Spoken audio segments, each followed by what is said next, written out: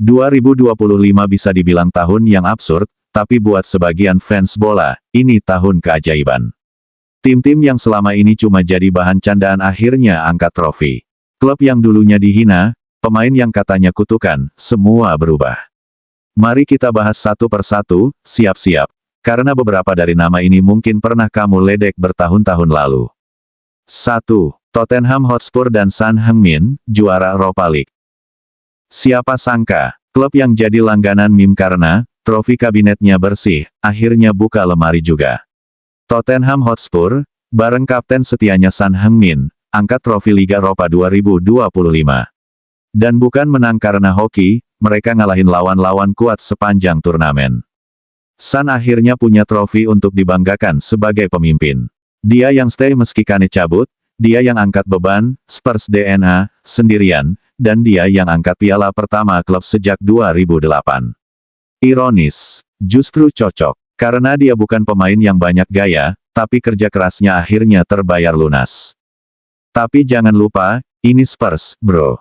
Klub yang udah terkenal dengan bottle job-nya. Jadi saat mereka angkat trofi, setengah dunia bola bengong, setengahnya lagi pura-pura nggak lihat. Tapi fans Spurs, mereka partinya nggak kelar-kelar. 2. Harry Kane, juara Bundesliga bareng Bayer. Dari kutukan ke kutu buku sejarah. Harry Kane akhirnya pecah telur juga, dan dia milih jalan paling aman, pindah ke Jerman, langsung juara Bundesliga bareng Bayer. Fans Inggris mungkin nyinyir, tapi siapa peduli. Kane udah terlalu lama jadi simbol kesia-siaan. Striker ganas, top skor tiap musim, tapi medalinya nihil. Bayer emang klub yang hampir, otomatis, juara liga, tapi buat Kane, ini momen pembebasan. Nggak ada lagi meme, Kane 0 trofi, bro. Tapi ya, tetap aja ada yang nyindir, Kane pindah ke Bundesliga cuma biar ngerasain rasanya piala. Dan, ya, mereka nggak salah-salah amat. Tapi pada akhirnya, dia angkat trofi, haters angkat tangan. 3. Bologna, juara Coppa Italia.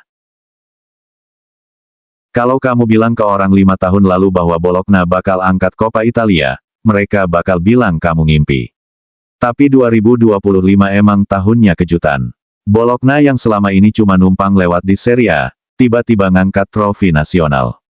Tim ini nggak punya bintang top, nggak punya pelatih superstar, tapi mereka punya tim yang solid dan main dengan mental underdog. Di final, mereka ngalahin klub-klub yang biasanya lebih difavoritkan, dan fansnya gila-gilaan merayakan. Coppa Italia mungkin bukan trofi paling elit, tapi buat klub seperti Bologna, ini bagaikan Liga Champions. Dan buat sejarah Serie A, ini jadi pengingat kalau uang dan nama besar nggak selalu jaminan. 4. Newcastle United, juara Carabao Cup. Setelah ratusan juta pound dikucurkan dan mimpi besar dibangun, Newcastle akhirnya dapat trofi juga, meski cuma Carabao Cup. Tapi buat fans The Magpies, ini lebih dari sekadar gelar, ini tanda bahwa proyek gila mereka mulai menunjukkan hasil. Newcastle selama ini dikenal sebagai klub besar dengan sejarah panjang, tapi gelar terakhir mereka sebelum ini 1955, bro. Akhirnya, penantian itu tamat di Wembley, dan set. James Park meledak dalam pesta. Tentu masih banyak yang nyinyir, baru Carabao Cup, bangga amat. Tapi mereka lupa, dari kecil, semua raksasa juga mulai dari piala-piala kayak gini. 5. Go Ahead Eagles, juara KNVB Cup. Nama Go Ahead Eagles mungkin terdengar asing buat fans bola di luar Belanda, tapi di musim 2024-25, mereka bikin kejutan besar dengan memenangkan KNVB Cup. Tim kecil dari Deventer ini mendobrak dominasi Ajax, PSV, dan Feyenoord. Ini cerita klasik David vs Goliath. Go Ahead Eagles tampil penuh semangat, taktis, dan percaya diri. Mereka mungkin bukan tim yang punya uang banyak atau skuad mewah, tapi mereka punya satu hal, keberanian buat bermimpi. Dan ya, trofi ini bukan cuma kemenangan buat mereka, tapi juga buat seluruh klub kecil yang masih percaya kalau keajaiban bisa terjadi di sepak bola. 6. Crystal Palace, juara FA Cup. Crystal Palace, juara FA Cup, nggak salah denger tuh. Tapi ya, ini nyata. Klub London yang selama ini cuma jadi pelengkap Premier League akhirnya mencatat sejarah di Wembley. Dengan gaya main yang solid dan penuh determinasi, Palace mengalahkan tim-tim besar dan membawa pulang trofi yang udah jadi impian sejak entah kapan. Fans mereka yang biasanya pesimis, sekarang bisa sombong. Dan yang bikin makin manis, mereka juara bukan karena keberuntungan, tapi karena layak. FA Cup ini jadi simbol bahwa tim mediocre pun bisa meledak kalau dikasih momen yang tepat.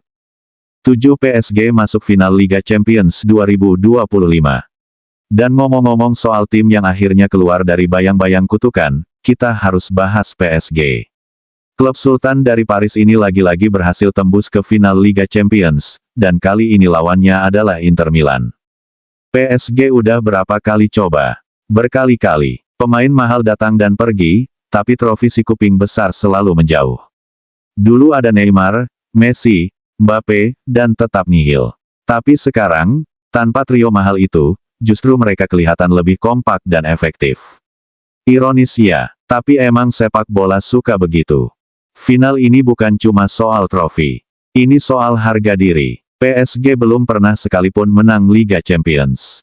Kalau gagal lagi, mereka bakal makin dicap sebagai klub kaya tapi nggak punya sejarah.